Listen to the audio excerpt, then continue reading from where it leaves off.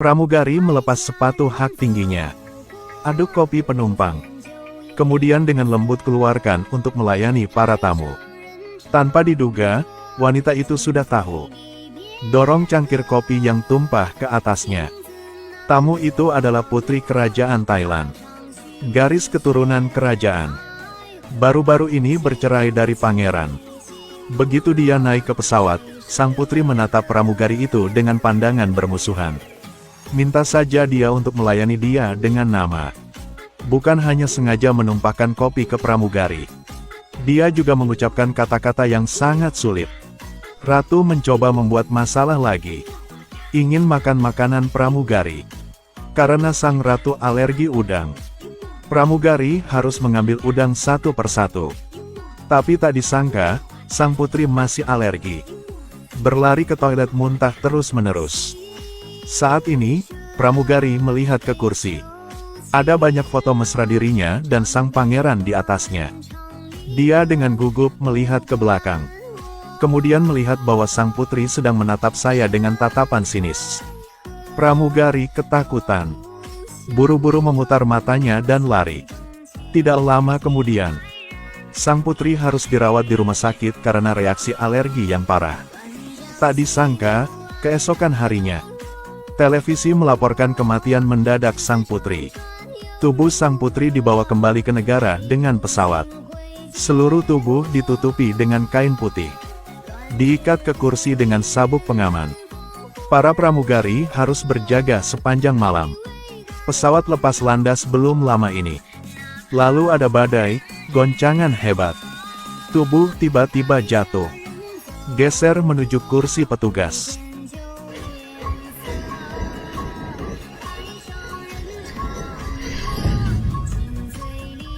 Setelah pesawat stabil, pramugari mengumpulkan keberaniannya untuk mengikat sang putri ke kursi.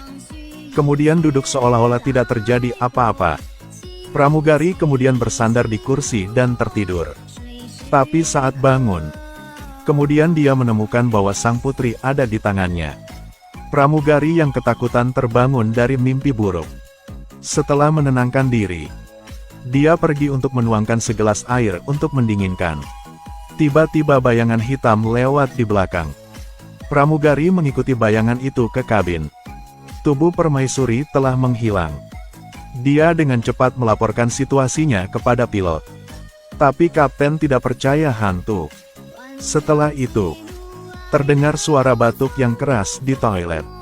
Pramugari datang dengan gugup. Ketika mendorong pintu terbuka, tidak ada apa-apa di sana.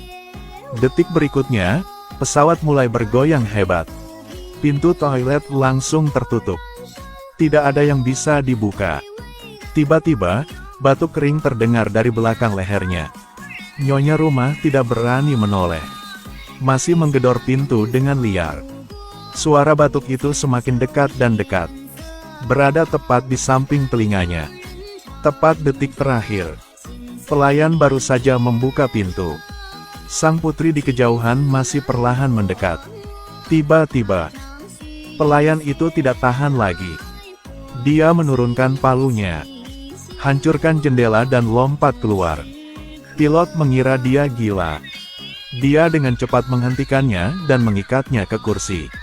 Tepat di depan tubuh raja. Pramugari menangis dan memohon. Tidak lama kemudian, batuk yang biasa mulai lagi. Raja pindah. Kafan itu perlahan jatuh. Dan setelah itu,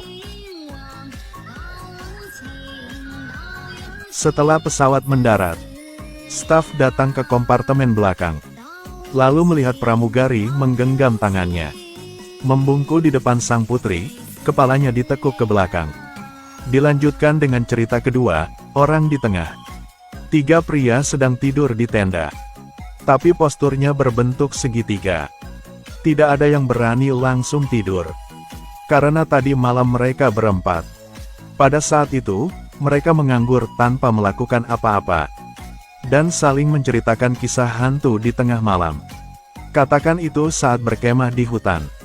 Penyihir akan mengambil orang yang tergeletak di luar.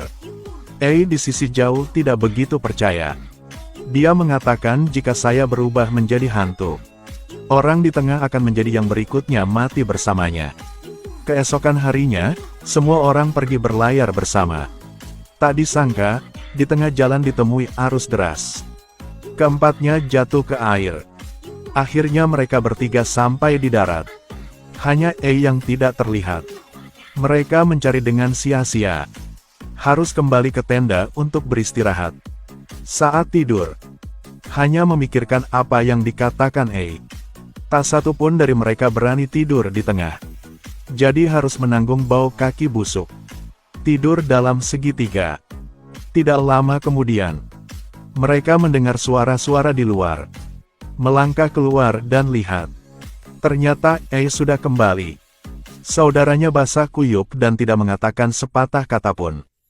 Bahkan tidak bergerak saat tidur. Mereka bertiga merasa sedikit takut. Tarik satu sama lain keluar dari dudukan. Mereka berspekulasi bahwa E benar-benar mati. Dia hanya tidak mengetahuinya sendiri. Pada saat ini, Shin merasa sedikit kesal. Ingin pergi ke sungai untuk jalan-jalan. E tiba-tiba melangkah keluar dari tenda. Katanya mau ikut. Shin dengan gugup berjalan di belakangnya. Dia melihat air terus mengalir dari punggung E. Lehernya juga basah seperti habis mandi. Baru saja sampai di sungai. Tubuh E di sungai muncul ke permukaan. Shin takut mengambil celananya. Jalankan kembali ke tenda dengan kecepatan cahaya. Beritahu dua lainnya bagaimana E meninggal. Semua orang tampak gugup di luar tenda. Tapi saat berbalik, ketiga orang itu takut meninggalkan tenda dan melarikan diri. Shin karena berlari terlalu cepat. Sayangnya, dia tersandung dahan pohon dan jatuh. Pada saat ini, sesosok tiba-tiba mendekat. Shin memakai kacamatanya untuk melihat dengan jelas. Shin menoleh ketakutan dan lari. Beruntung melihat dua lainnya lagi. Mereka bergegas ke tepi sungai. Akan melarikan diri dengan perahu. Tak disangka, mereka melihat sesosok tubuh terapung di sungai. Mereka tidak punya waktu untuk bereaksi. Hantu E muncul di sisi lain. Shin mengangkat mayat itu. Ingin memberitahu E bahwa dia sudah mati. Tapi kali ini, kedua sahabat itu panik hanya karena beberapa mayat. Shin melihat ke bawah. Menemukan tubuh di tangan sebenarnya adalah diri sendiri. Kemudian sesuatu yang lebih mengerikan terjadi. Dua lagi ya melihat dua mayat di pantai. Ternyata kemarin mereka berempat meninggal. Hanya saja mereka tidak tahu. Selanjutnya, mari kita ke cerita ketiga, Reply Message. Baterai mengalami kecelakaan lalu lintas. Jadi kaki digips. Selama beberapa bulan terakhir, dia sendirian di rumah. Pacarnya sedang pergi untuk urusan bisnis. Membuat Pin merasa sangat kesepian. Tidak ada yang bisa dilakukan. Dia online dan menemukan seseorang untuk diajak bicara. Malam itu, Pin tiba-tiba menerima pesan. Isinya ingin mengenalnya.